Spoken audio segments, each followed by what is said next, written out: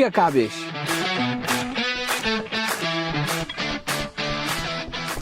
Kia Sportage. Kia Bongo.